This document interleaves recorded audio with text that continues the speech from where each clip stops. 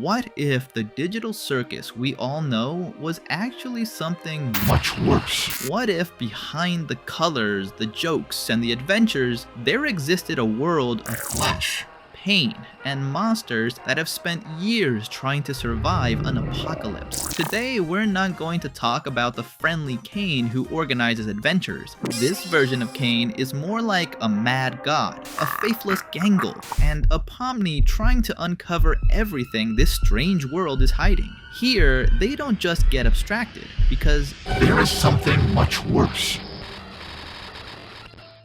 Caine is a god, an entity who was jealous of Abel. By devouring his brother, he obtained an even more divine power that drove him mad. His design is heavily based on AM from I Have No Mouth and I Must Scream. He used to torture the main cast for his own entertainment, but soon one of them had enough and ripped his eyes right out of their sockets. In retaliation, he declared an apocalypse upon everyone, tormenting them and tearing them apart. Now they are monsters who scattered to survive. Being blind, he hunts them down through vibrations by chattering his teeth, which serves as a warning when he is near. Throughout the apocalypse, he has created monsters, the evil circus tents, and other things to hunt down the main cast.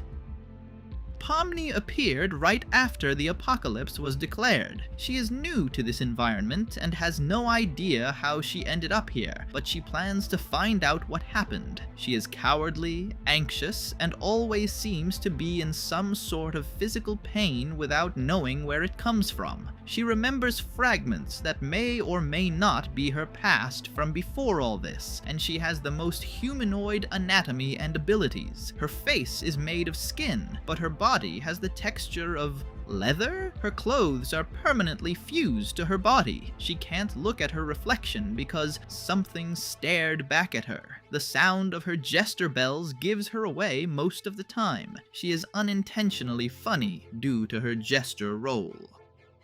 Ragatha is the kindest creature in the apocalypse. She won't hurt anyone and just takes the abuse. She moves in a very loose manner, like a ragdoll. She is heavily based on Raggedy Ann and a voodoo doll. She can't speak. Caine ripped her mouth off, and evil Ragatha sewed it shut. Her appearance remains sweet despite everything. Jax tends to avoid her because of her massive size.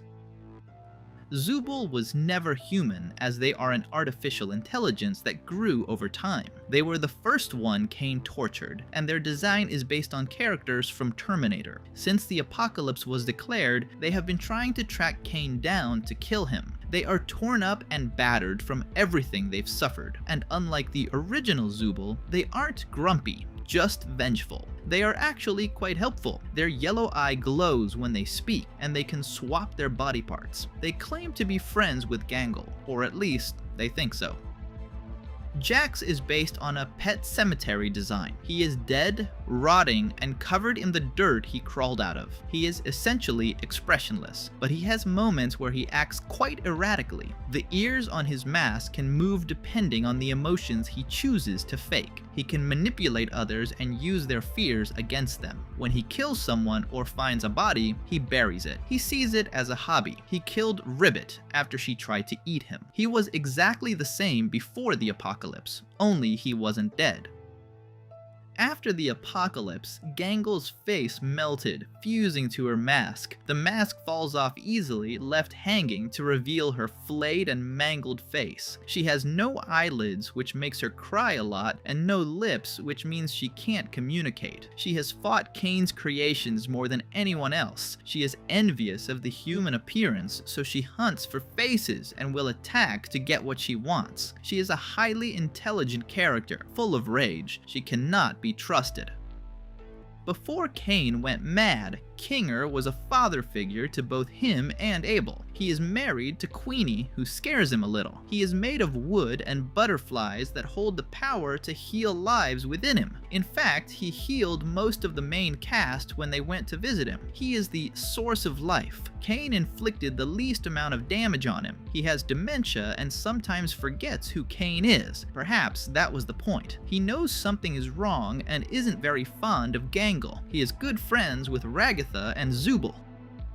Bubble was the god of this world, a peacemaker between all creatures and mortals who possessed more power than Caine, which triggered the latter's jealousy. He was devoured by his brother, and now his soul has been shattered into multiple bubbles. He transformed into a mind virus that deals no physical damage, but haunts Pomni, showing her visions and following her everywhere. He decided to choose the soul of someone who doesn't know their purpose in this world, which is why he stalks the protagonist closely, even though she has absolutely no idea who he is.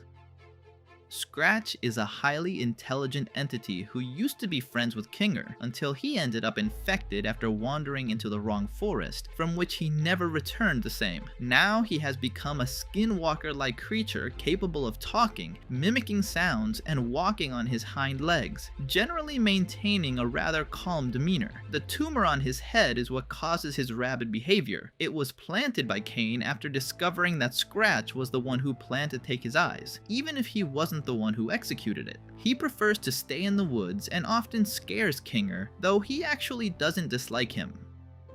Fake Abel is a creature that looks like an ordinary person created by Caine to gain the main cast's trust. The only way to distinguish him is by his flat, smiling face, which he uses to win people over and slowly convince them that Caine is their god. He then lures them to him so that Caine can get his eyes back. He knows almost all the fears of the main cast, except for Pomni's, and essentially acts as Caine's pampered pet, employing every imaginable tactic to be convincing, all while being envious that Coach Dictator is the favorite instead. His favorite food is hot dogs. Disappearing Guy is a red individual who possesses the ability to turn completely invisible. He spends his time aimlessly wandering and taking photographs that he theoretically documents for Caine. However, the photos aren't for Caine, they are for himself for personal reasons. He goes as far as stalking the main cast behind his creator's back, which is quite creepy. He has a small shrine dedicated to every member of the cast, except Pomni, since she's new, and sometimes he lives in Kinger's home to get free food, where Queenie almost killed him upon discovering him. From time to time, he shows a sense of humor by playing cruel pranks on the circus members while invisible, but he never messes with Zubul. Ming was originally created by Caine for evil purposes, his goal being to gas every living thing to eliminate any food source for the main cast. Instead of obeying, he decided to solely focus on eliminating the creatures he runs into without bothering the cast, even though they always mistakenly assume he's evil. Upon learning that he wasn't following orders, Caine forcibly collapsed his lungs, so now he can only survive by using liminal oxygen tanks. Despite his intimidating appearance, he's a true gentleman and proves to be highly helpful to anyone in danger. Martha Mildenhall is an entity based on the movie Mama. She acts as a spectral mother figure, attacking aggressively only if provoked or if someone messes with her children. She tried to attack Caine directly after he killed 2 of her kids. She dislikes male figures and only wishes to give love and be a mother. If she perceives you as a child, she will show you affection and care in her own particular way. Her favorite food is cherry pits. Sun and Moon are 2 celestial sisters with polar opposite personalities. Sun is an evil entity of blazing heat who makes going out during the day extremely dangerous unless you want to burn. She despises her sister Moon, considering her pathetic for loving a monster like Caine. Moon is a gentle soul who deeply loves Caine despite him treating her poorly. If she catches you awake at night, she will send you to sleep immediately, which is dangerous if there are monsters prowling around. The crappy-looking fish are 2 evil marine brothers. One is an orange piranha-like fish, and the other is an anglerfish known for telling lies. There are countless more of them dwelling in the depths of the dark waters, turning lakes and rivers into completely infested zones. Due to their dangerous presence, the main cast has an incredibly hard time whenever they try to get water or simply bathe.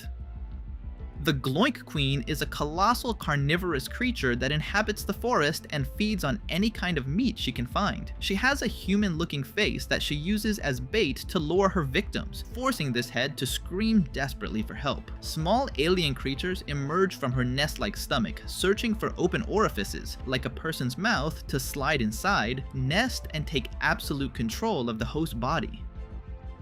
The angel acts like a weeping angel, meaning if you look away, it gets closer to you. It has the disturbing ability to mimic other people's voices.